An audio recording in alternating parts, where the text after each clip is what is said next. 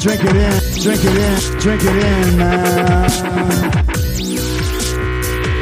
It is picked off by the line. Darius Slay's got it. Coming back right side, 25. Picks up a block at the 30. Darius at the 40. Drink it in, drink it in. Drink it in, drink it in, drink it in, man. Rolls to the right. Stafford throws deep. Got a man out there. End zone. Caught. Touchdown, Detroit Lions. Marvin Jones.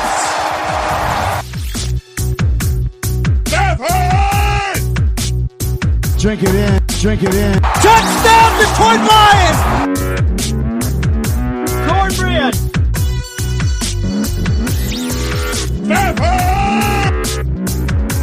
Drink it in, drink it in, drink it in, man. Detroit Koolaid, what's going on, everybody? Monday here on the Fantasy Football Flavor Show.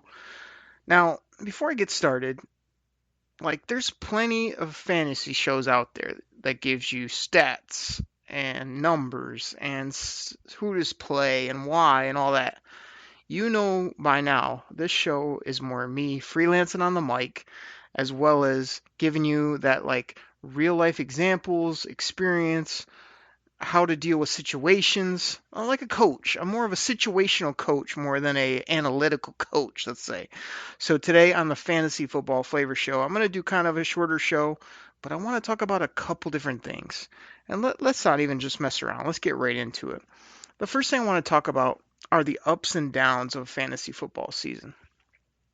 I got a few examples here for you and just things to think about. So, the last couple years in a few of my leagues, I've been riding high. I got a few championships on the mantle. I come back here in 2019. I feel like I hit some home runs in my drafts as well as, rookie drafts, some of these bigger leagues I've been doing. But the football season is just like the NFL where ups and downs, injuries, managing the roster, being on top of it, but also not overthinking it. So this season's been a really good example of that for me. I know that, in the one league where I'm the two-time defending champ, that I've had a tough season. All year I was sort of middle to the bottom, and then I start creeping up. I think I won 6 out of my last 7 games, something like that. Got in the playoffs. I thought I had a good chance to get to the championship, and man, I had some tough roster calls. Just those last, everything's on the line. You want to stick with your top players, but sometimes it takes having that guts and playing extra players. So all year, I was riding the highs of, man, my team's not doing well. Man, I got all these injuries. And I just sort of stuck with it. I stuck with my top players. I didn't make any crazy cuts. I didn't do anything that was just going to blow up my team. I just sort of hung in there, and it pretty much worked out pretty well in that scenario. Now, the Detroit Koolaid Cast Fantasy League, which I, again, appreciate the 20 members that jumped on that ASAP. It couldn't have put it up on Twitter for more than 2 minutes, and it was already full. That's been fun. We're going to make some adjustments and do some different things in that league. But the thing I like most about that one is, again, it was a 20-team league, so you're really striving for depth and, those diamonds in the rough, as well as, what are the priority positions. Anybody can draft decent players, but, when it's going to be short at quarterback, or 20-team league with 3 starting receivers and a flex, it's going to be tough to fill those positions. So you got to elevate the priority. So in that Koolaid Cast League, I remember my buddy Big Hughes, you guys know him from the show.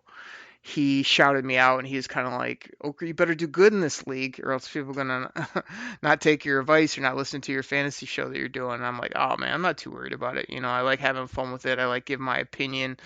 I enjoy this stuff, but I'm not sitting here late at night trying to figure out every little nuance of fantasy football. If you love football and if you know it, and if you want to enjoy your leagues, you kind of just roll with the punches." But so I got off to kind of a bad start in that league. Hughes would hit me, "Hey, and not looking too good in the Detroit Koolaid Cast League." I'm like, "Yeah, man, I got not only injuries, but these certain players aren't playing very well, but I'm just gonna hang in there." So sure enough, middle of the year, even towards late in the year, I was still in the middle, even sort of that middle to bottom half of the standings. and I just went on a run. I went on a run towards the end of the year. I snuck in the eighth seed of the playoffs, and I've had 2 great weeks in the playoffs. It looks like I'm going to get to yeah, it's basically cemented. Like I'm going to be in the championship of the Detroit Koolaid Cast League. No shenanigans, no nothing on the back end with doing anything underboard. That's not what I do. I did feel bad in this league. We did have to adjust a couple things mid-year, but that was just because it got thrown together so quick that, in a 20-team league, a few things just didn't make sense, and a few things didn't make sense, and we kind of just had to roll with them because the website was locked. But that's neither here nor there. Like, it's been fun to just sort of see that, man, I just, hung in there, put my team in, made a few good trades, traded for Miles Sanders mid to end of the year, and he's blown up here late. Let me talk about a couple players here while I'm at it, talking about ups and downs of the season. So I've drafted, these are some names I know I have in a few of my leagues. Miles Sanders, Mecole Hardman, James Washington, DJ Chark. Let's see who else I have. Terry McLaurin. These are some of the deeper leagues where you're drafting and you got to have lots of receivers. I also have Justice Hill in a few leagues. I have players like that are, the rookies, the young guys in their second, third year maybe that haven't broke out yet. It's like, what do you do with those guys? Most people are like, if they're not producing, you got to get rid of them, right? And get a guy that's producing right now. But for the majority of those players I named off, I've hung on to them. I've hung in there, and you almost have to do that knowing that we want to win every game. You want to win every year, but there's a certain sense in fantasy football to hanging on to those talented players, even when they're not producing, even young in their careers, knowing this is going to pay dividends. This guy's going to be good. This guy's going to be a ball player. He's a blue chip type player.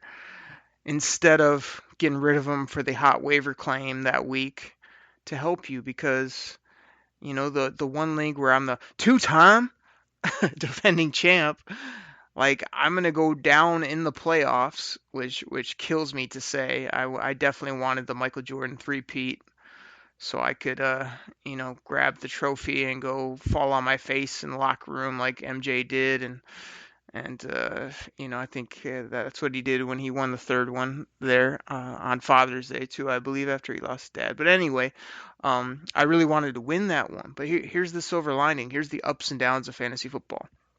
I may have lost that matchup. I may have hung on to some of these young guys where I could have either cut bait, traded them. This league also has draft picks. There's a lot of let's say activity, aka shenanigans, aka trading, rumor, innuendo that went down in this league, and I passed on a few trades, to hang on to future pieces, to hang on to these young guys, and the guy that didn't, the guy that made those deals, and the guy that went for the now. I mean, he used George Kittle, Chris Carson, Darren Waller, all these guys that he obtained. They all blew up on me, and they ended up squeaking me out. I mean, great matchup. Both of us had good lineups, good teams, so you kind of just tip your cap. But, knowing if I would have given up a future first rounder, I might have got George Kittle. He might have helped me get this W, maybe get another championship. But I feel like in this league, a first round pick is a 3-4 year player at a cheap price that is going to be a stud. So, especially in this draft where you got tons of running backs, tons of receivers, and even some quarterbacks if you need that. So, speaking of up and downs, I hate to say this when he's not on the show, but the Big Hughes, I got to use him as an example again. Me and him always talking fantasy football, always talking football in general. This guy was riding high all year long. I gave him dap when he came on the show about how he was just balling out, having a great fantasy football season. Sure enough, man, I told him probably 5-6 weeks ago, you better be careful with some of that trash talking you're doing or something. You're riding so high because a couple injuries, a couple guys not getting the football, can really take the wind out of your sails, and he felt like, oh, I got the depth, I like my roster, And sure enough, he almost says I jinxed him. I didn't mean to. I was just sort of saying I've been there where your team's rolling, and then they're not rolling at the time you need them to be rolling. So Hughes unfortunately saw that, injuries as well as just some untimely things in the league caught up to him. And this guy had probably one of the better fantasy football seasons I've seen across all his leagues. And he's probably not coming home with any hardware in any of the ones that he wants to win, that's for sure. So he's, was really up and now he's really down in regards to where he's at and in the fantasy football season. And on the back end, I mean, everybody has those leagues that you want to win, whether it be because the potato chips or because the bragging rights or because of the people that are in it with you. And then there's those throw-in leagues. And I know this year for me, a couple of the leagues that really want to end up with the hardware and the bragging rights, I'm going to come up short. But some of the throw-ins, I'm going to probably win. It's like, you still want to win, you still want to enjoy those, but you also are sitting there going, man, I would trade these 2, 3, who cares championships in for that one that you definitely want. That would definitely be, much more exciting in many different ways. So again, there's more ups and downs. Like, man, I'm down, I'm losing these, but I'm still gonna probably win a couple, which is always fun. Anytime you can get a big dub ski at the end of the year, win a championship, or it's just crazy how it happens. Up, down, all around. I guess I'm preaching today and in general, just sort of hang in there. You know, um, you'll hear me on the show and on the Koolaid Cast a lot of times, just continue to support a player, continue to be positive. But there is something to be said with knowing where that breaking point is and knowing the value of a young guy, the value of a draft pick, and knowing when to sell it as well. I had that situation with TJ Hawkinson where this is a two tight end league, it's a deep league, and I feel like Hawkinson's going to be good. I've complained about him a little bit on Twitter that he's been, nowhere to be found since week 1.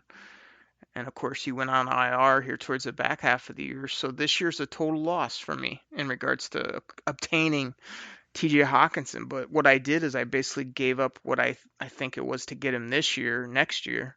So I feel like I get him a year early. I pay the same price I would have paid probably to obtain him this year and hope that for the next 2, 3, 4 years, he ends up being a really quality football player in a league where tight ends are really important. So more ups and downs, just said, man, I didn't get anything out of Hawkins. I didn't get anything out of Justice Hill. Mecole Hardman barely did anything. I never even played A.J. Brown or Miles Sanders because I had better players in front of them. And here they are, the ones balling out when it counts. And they're sitting on my bench for the most part.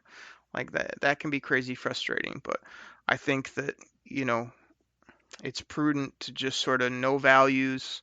I was talking on Twitter today with some people about the NFL draft. People want to just fill needs. Some people want, hey, I'm just going to take all defense. This team is going to lose Marvin Jones, so we need a receiver. Like, the important thing to do in your drafts, in your leagues, is to just sort of know value of a player, a draft pick, a moment in time, and know when to go and when to stay, when to sell, when to buy. Those are really important. To me, it's kind of just an ebb and flow. I don't have some big, formula I use. I'm not sitting here with some trade chart like some of these people or using websites to figure it out. It's just sort of like, when you got to go for it. When it's like, I know that would help me right now, but that's not going to be best long term. So, I just think towards the end of your football season here, fantasy football, a lot of people are thinking, I wish I would have played that guy. Oh, I was about to play so-and-so and I did, and they blew up and would have won my, it's all the ifs and buts, that everybody does, or the Monday morning quarterback. What I do, a couple episodes, I went on a Peter King rant. Speaking of Monday morning quarterbacks, go back and listen to that if you want. I blew that guy up.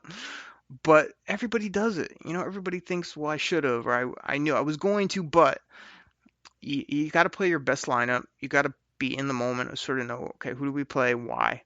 You also, like, when these trades come up, or, I'll sit there in a draft and I'll have, projections or, a spreadsheet, whatever I'm using to sort of do my draft. And there's times you got to go off the board. It might say take so and so. You're just like, nope, I got a feeling about this guy. I feel like this is a better long-term investment. You go for that. So, I'm not a proponent of, people that are just going to stick to the total analytics, or going to try to tell me all day and every day, why it has to be this way because of numbers, because of stats.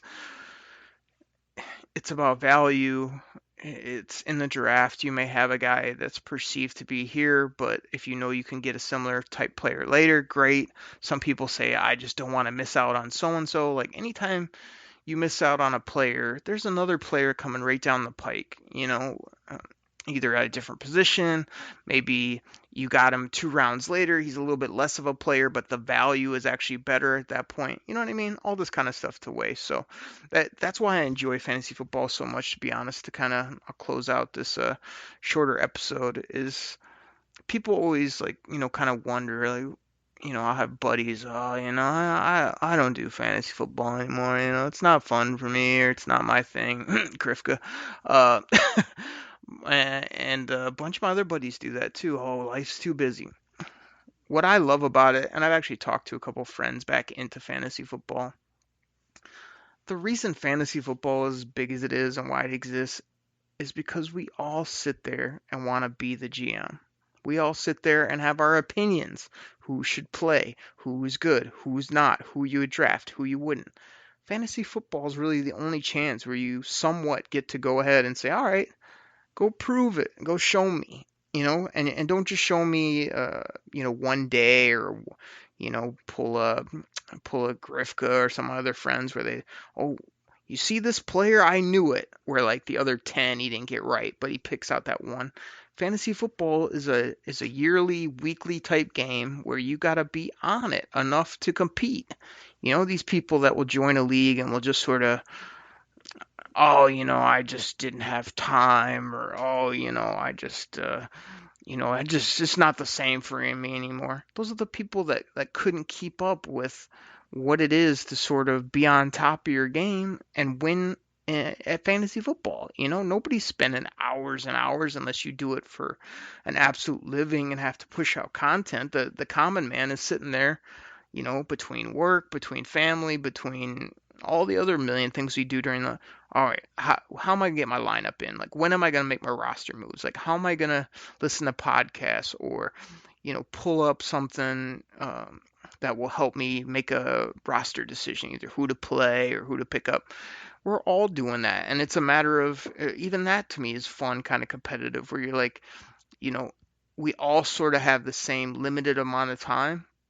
I know a lot of people they're so much busier than everybody else or whatever. I feel like we all have this little bit of limited time to do the things we enjoy, whether it be golfing, fantasy football, hunting, other people love to do a million other things, right? So it's like you got that little bit of time to do that. And if you're going to pick fantasy football, or like I call out to my buddies, if you're going to talk all this junk that all this stuff about football and you always are right, then show me. Put in the work, put in the time, the limited time that we have to figure out what's your system. You going to go use some website? Do you just know it off the top of your head? What are you going to do to show me and show this league and prove yourself when it really counts? And that means, yes, there's a lot of luck to fantasy football.